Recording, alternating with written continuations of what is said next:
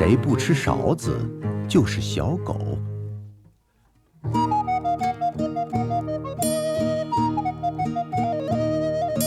很久很久以前，有一位国王叫马加什。相传，老一辈的人都称马加什国王的爱好是见证国民的生活现状，因此他经常微服成游牧民或农民来到民众中私访。有一次，他来到一个平原，那里有一座牧羊人的住所。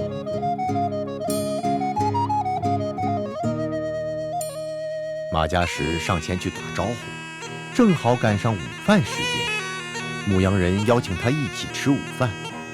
牧羊人没有认出他是谁，还给了他带在路上吃的食物。马加什国王记下了他的名字后，回到了宫殿。牧羊人还有一只狗，狗的名字叫古鲁里。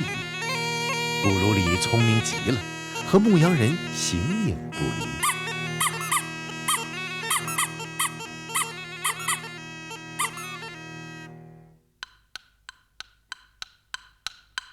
马加什国王给牧羊人寄了一封信，信中详细写着哪一天哪一时刻让他带着古鲁里去宫殿。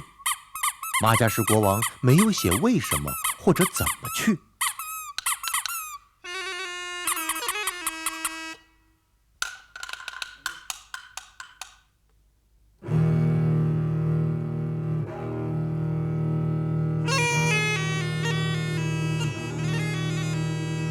那天，牧羊人穿上新衣，拿着牧羊棍，带着古鲁里狗一起出发去布达城堡。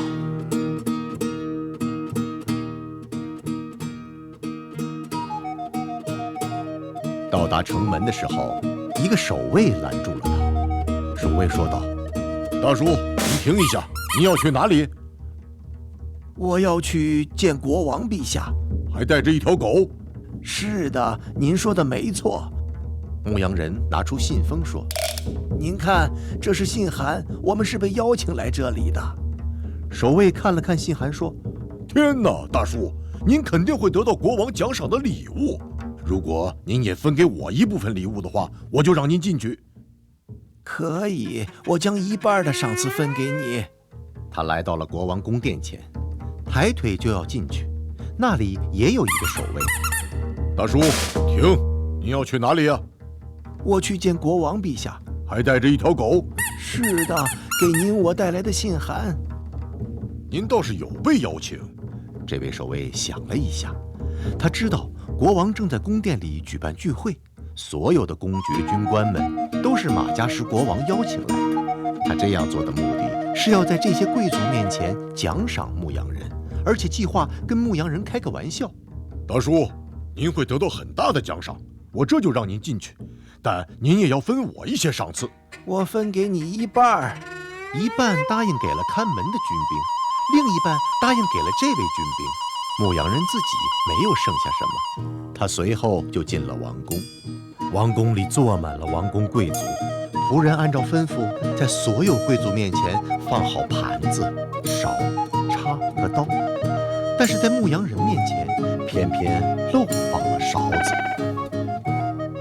等宾客们上了汤，按照顺序，马加什国王首先拿起勺子说：“亲爱的先生们，谁要是没喝完汤，那么就是小狗。”所有人都拿起了勺子，但是在牧羊人去拿勺子时，才发现根本没有。他暗自心想：看来我就会是小狗了，因为我没有办法喝了这碗汤，用叉子和刀没有办法喝呀。这样的光景让他想起在农民家吃午饭是没有勺子的。于是牧羊人拿来面包角，也就是大面包的边角，抠出来里面的瓤，用生硬的外皮来舀汤。牧羊人慢慢地将汤喝光了，贵族们和国王都睁大了眼睛看着他。“国王陛下，您刚刚说的是，谁要是没喝汤，那么就是小狗。我在这里再加一句，谁不把勺子吃了，那也是小狗。”牧羊人咬了一口被汤泡软了的面包皮。